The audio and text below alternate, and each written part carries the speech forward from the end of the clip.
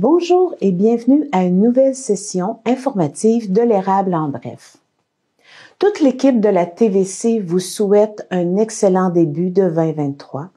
Et pour commencer la nouvelle année, la première émission de l'hiver 2023 s'occupera de la mise à jour de la politique culturelle de la MRC de l'érable. La dernière politique culturelle avait été conçue en 2002.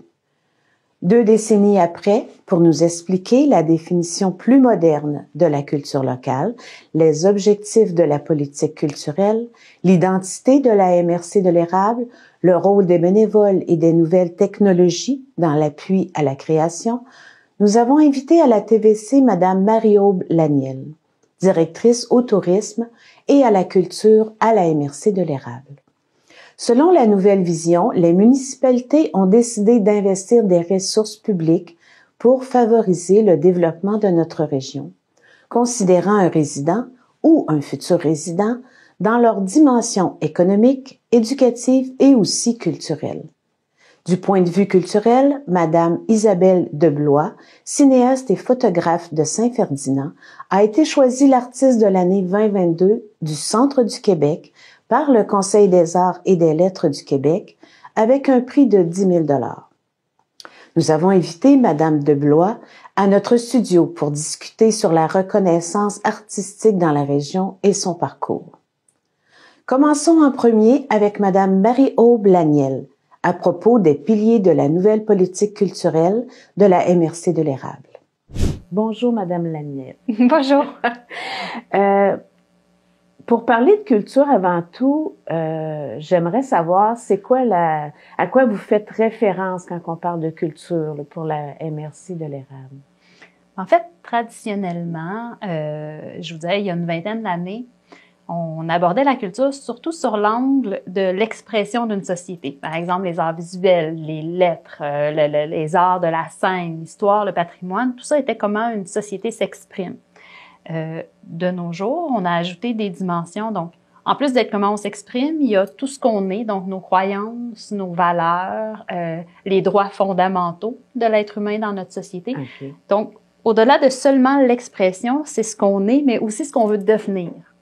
Donc, c'est vraiment dans cet angle-là que la MRC redéfinit sa propre culture. Et qui va amener à une politique culturelle améliorée, disons. Oui, tout à fait, parce que la dernière politique culturelle de la MRC datait de 2002. Donc, on s'entend qu'elle était plus que majeure. Ouais. Il était temps de la revoir. Ouais. Et comme tout a bien changé, là, c'est sûr qu'on le voit avec la pandémie, les nouvelles technologies, l'arrivée l'arrivée d'immigration. Tout a beaucoup changé, mais le cœur même de la définition de ce qu'est notre culture change.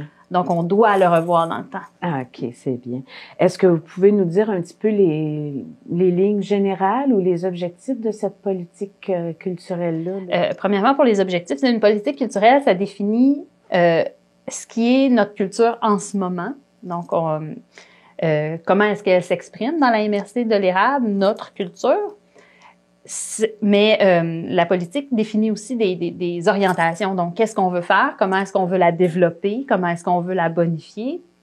Mais ça reste papier et des vœux pieux s'il n'y a pas d'actions qui sont prises. Donc là, on a lancé la politique culturelle. Et maintenant que ce morceau-là est lancé, que notre bébé va vivre de lui-même, on retourne avec nos comités en consultation, etc., pour avoir un plan d'action. Donc, qui dit politique, dit plan d'action qui s'en vient aussi. Et là, on va avoir des actions concrètes. Okay. Mais si on regarde les objectifs de ce qu'on veut faire, dans le fond, nos vœux pieux qui seront mis en action, il y a plusieurs choses. Et entre autres, la MRC reconnaît que la culture, c'est le cœur même du dynamisme d'une région. Donc, le dynamisme, son attraction pour l'extérieur, garder nos jeunes, attirer les gens de l'extérieur. Même nos industries, il n'y a pas une industrie qui reste s'établir dans un endroit qui est mort parce qu'il n'y aura pas de travailleurs. Il n'y aura pas de vie autour.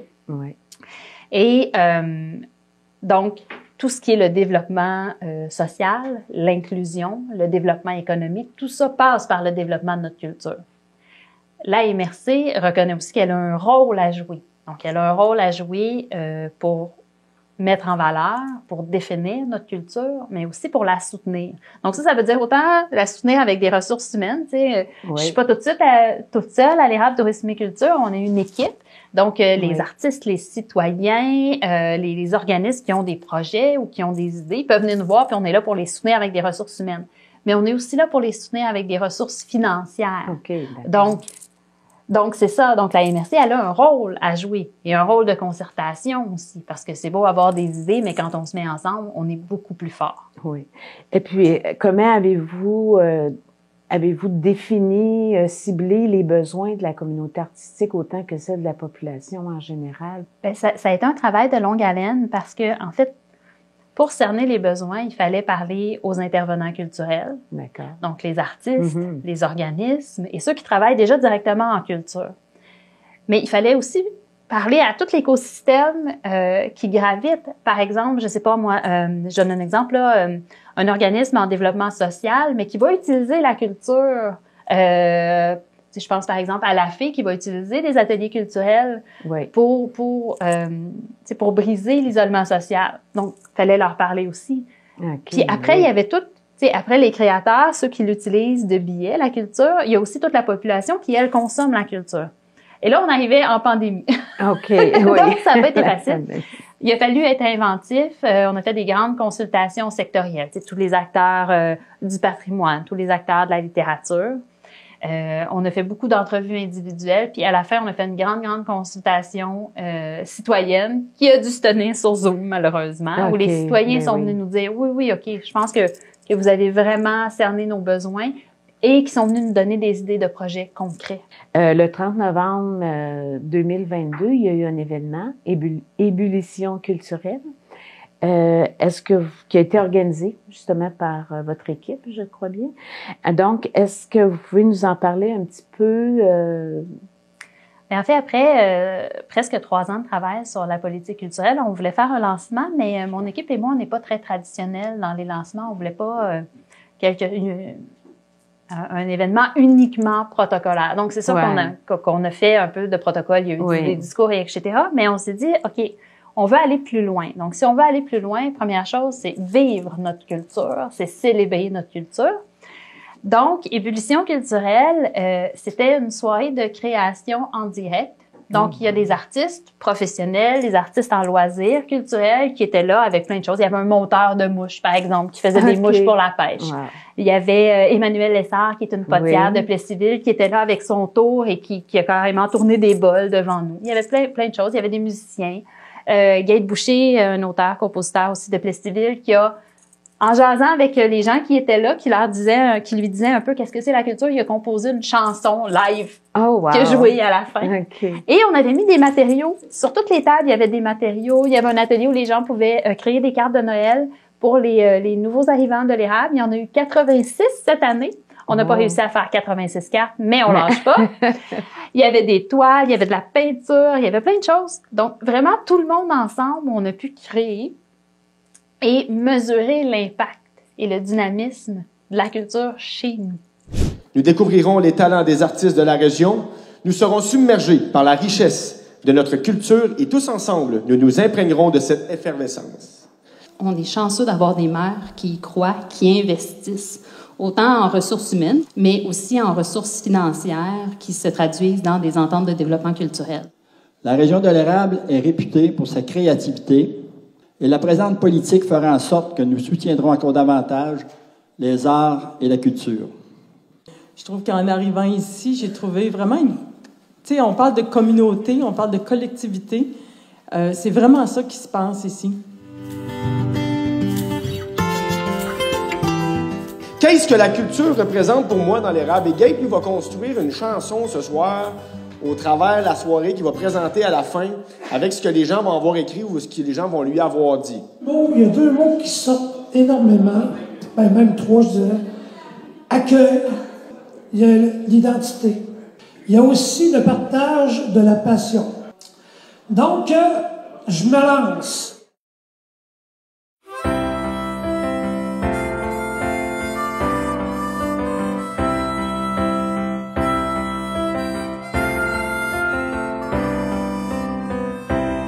Quand le soleil se lève sur ma région de l'érable, les arbres se mettent à chanter, les grandes coulées à danser. Cette harmonie si douce m'attire dès mon réveil. La tête pleine d'idées, je deviens terre de créativité. De la plus profonde de ses racines jusqu'à la dernière branche de sa cime. Prends ta place dans l'érable, viens t'asseoir à notre table. À toi qui viens de loin, ici c'est la proximité. Les gens sont généreux, la vie de qualité. À toi qui viens d'ailleurs, si tu cherches ta couleur, ici tu trouveras paix pour mettre ta terre en valeur. Quand se lève le soleil sur ma région de l'érable, les arbres se mettent à chanter, les grandes coulées à danser. Cette harmonie si douce m'attire dès mon réveil. La tête pleine d'idées, je deviens terre, je deviens terre de créativité.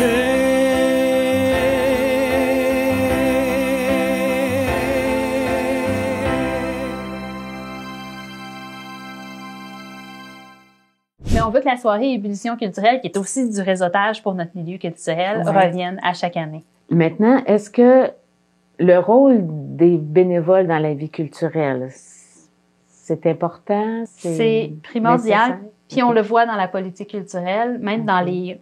Quand on a fait les diagnostics des secteurs, que ce soit art de la scène, littérature, art visuel, c'est central parce que c'est souvent eux qui portent la culture vers le citoyen.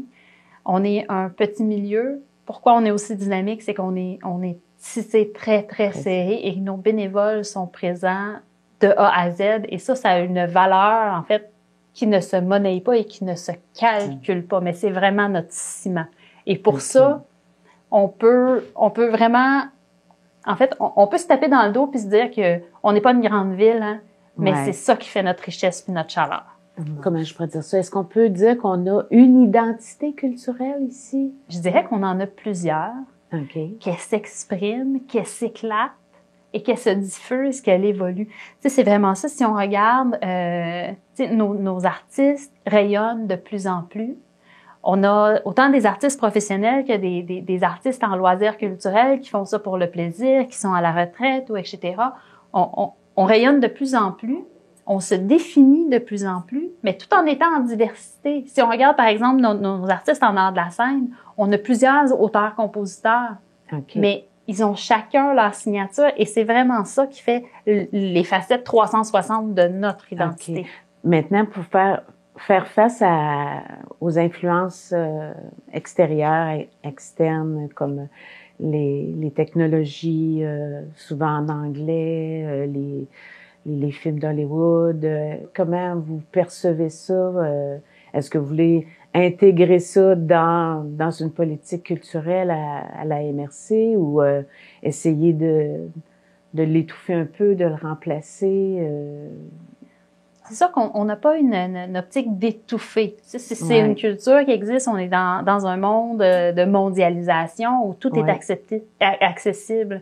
Mais ce qui est important, et c'est notre façon de voir les choses, c'est que oui, on va tous continuer à regarder les blockbusters américains, là. C'est ça, il faut se faire avec. Sauf que c'est important aussi que nos vidéastes puissent montrer leur travail. Fait que, si le citoyen est confronté avec l'anglais, avec les blockbusters, avec tout ce qui se fait ailleurs, c'est pas un danger pour notre culture tant que notre culture a encore ses voies de communication et réussit à rejoindre nos citoyens. Fait que c'est vraiment ça. Nous, on appuie notre milieu, notre culture pour la faire rayonner. Dans la MRC de l'érable, il y a de plus en plus de diversité culturelle et linguistique avec les nouveaux arrivants.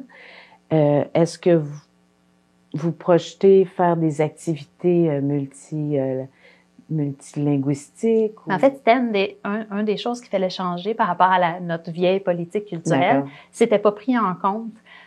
Comme je dis, c'était vraiment les secteurs d'expression. Et un secteur multiculturel, du loisir culturel, du développement social ne faisait pas partie des secteurs. Donc, dans la nouvelle politique, il y a carrément un secteur qui parle de l'arrivée des immigrants, des nouveaux arrivants, du multiculturalisme, du multilinguisme et du fait que ça apporte à notre culture, donc il faut l'intégrer.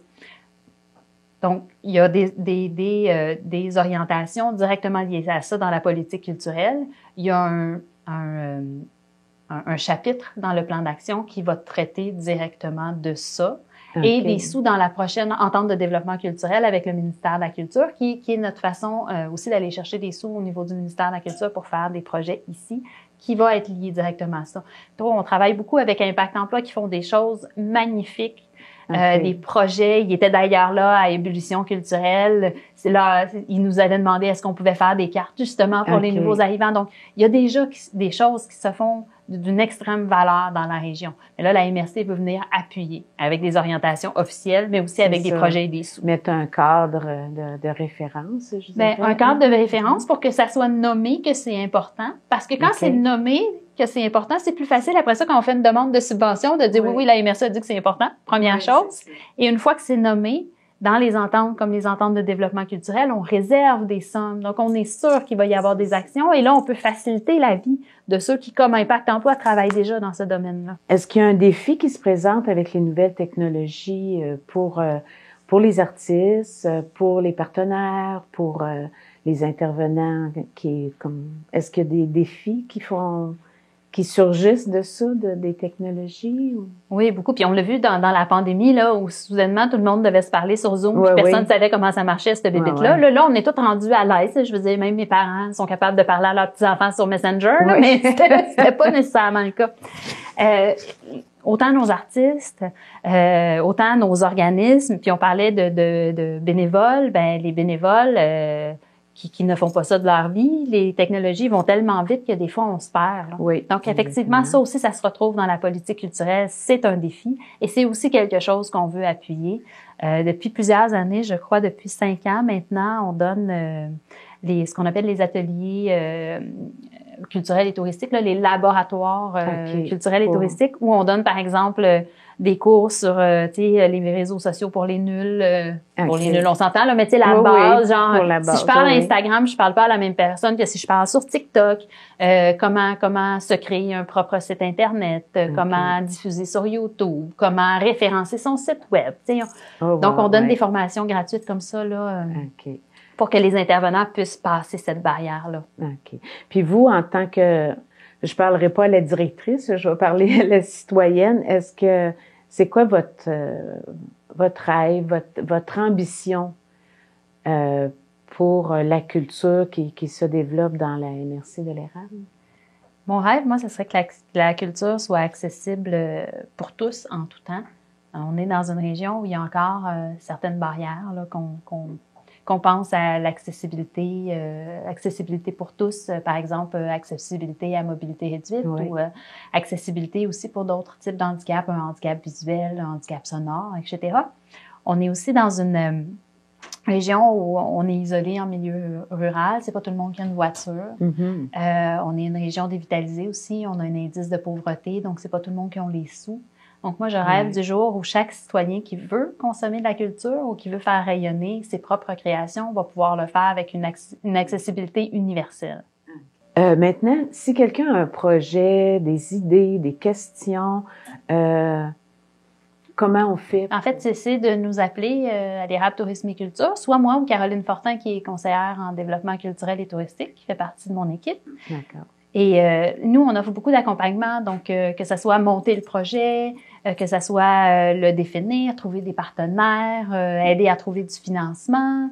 Donc, on est vraiment là pour aider. Puis, même si c'est un artiste qui a un projet et qui veut monter sa carrière, on peut aider avec le dossier d'artiste, les appels de dossier, le CV et tout ça.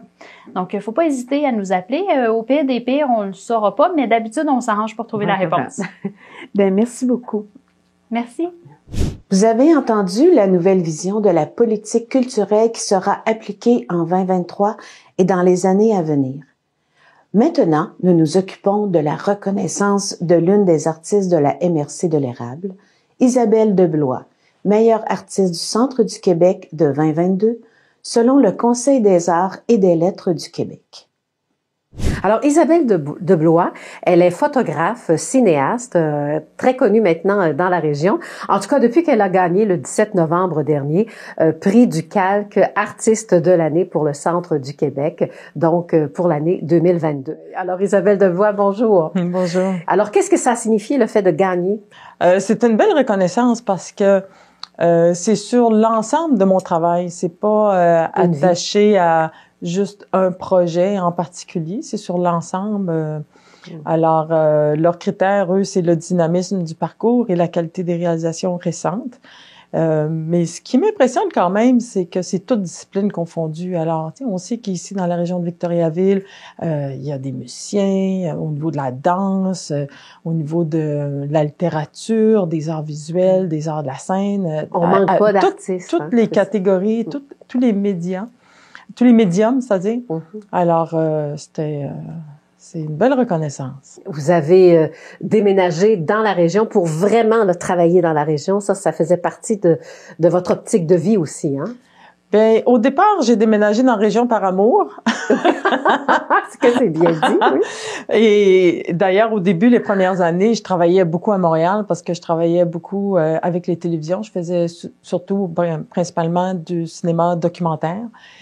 Donc, j'étais en relation avec les télédiffuseurs de Montréal. Donc, je partais toutes les semaines. Mais à un moment donné, c'est ça, j'ai pris un peu de recul, puis je me suis dit, ça n'a pas de bon sens de continuer comme ça. Puis j'avais le goût de m'impliquer dans la région. Alors, j'ai décidé de retourner à mes premières amours, la photographie, mettre davantage l'accent sur ça. Alors maintenant, je travaille exclusivement dans la région. Je dis pas que je peux pas sortir un peu, là, mais mes principaux projets qui occupent la plupart de mon temps se passent dans la région ici. Oui. D'ailleurs, les plus récents, c'était vraiment spécial. Racontez-nous ce qui s'est passé au mois de décembre, par exemple.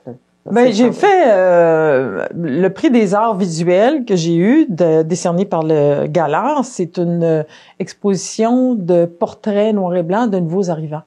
Et moi, j'ai fait cette série-là cette série de portraits, parce que je trouvais que quand on parle d'immigration, je trouve que c'est déshumanisé. On parle toujours en termes de quotas et de statistiques, de main-d'œuvre.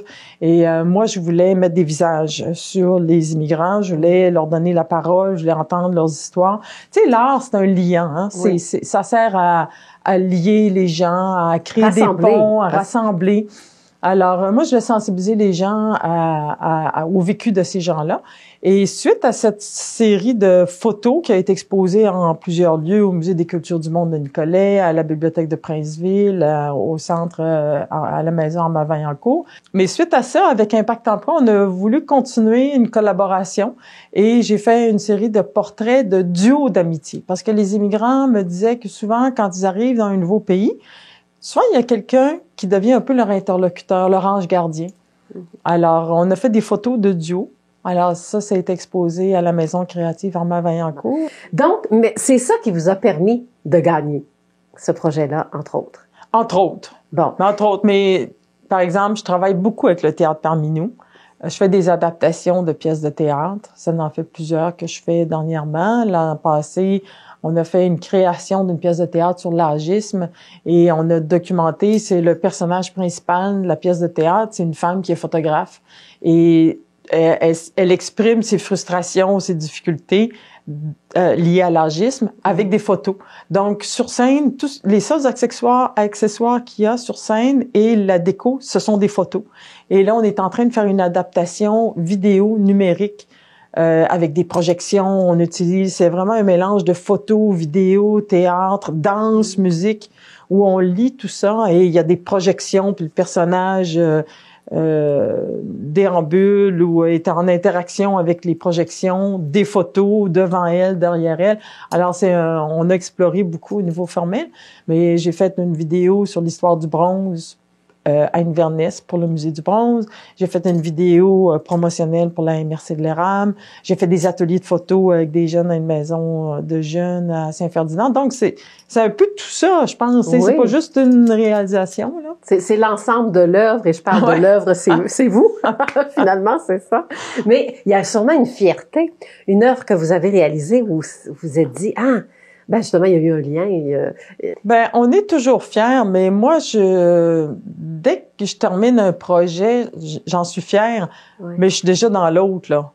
Alors, comme en ce moment, je travaille sur un projet, je travaille toujours sur plusieurs projets qui sont à différents niveaux d'avancement.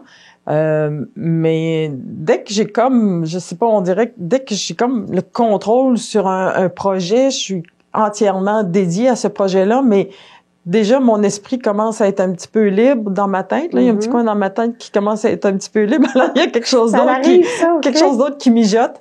Alors, c'est toujours... je suis heureuse des réalisations que j'ai faites, c'est sûr, mais je suis toujours dans le prochain projet. Okay. Toujours. Mais votre cœur semble balancer entre la photographie ou le vidéo, hein. Parce que quand on fait des projets, on va de quel côté de notre hémisphère, là, dans le cerveau? Est-ce qu'on prend photographie ou vidéo? Ou l'un va pas sans l'autre? Ça dépend tellement des projets, il y a pas de recette. Ça dépend avec qui je collabore sur les projets, ça dépend des objectifs, ça dépend... chaque projet a un message, a des besoins, a son écologie, puis le médium s'impose. Mais il n'y a pas un petit coup de cœur à un moment donné, là, si j'avais à tout quitter, je l'apporterais avec moi sur une île déserte. Ça serait la photo. Ça serait la photo? Ça serait la photo. Voilà. Alors, c'est déjà tout le temps qu'on a. En tout cas, félicitations encore une fois. Et puis, une belle continuation. Vous avez entendu Madame Isabelle Deblois, artiste de l'année 2022 pour le Centre du Québec, et Madame Marie-Aube Laniel, directrice au tourisme et à la culture à la MRC de l'Érable, à propos de la nouvelle politique culturelle. Maintenant, nous arrivons à la fin de l'émission. Si vous voulez revoir nos émissions, vous pouvez toujours visiter notre site Internet www.tvc.org. Sinon, on se rencontrera à nouveau la semaine prochaine ici à la TVC.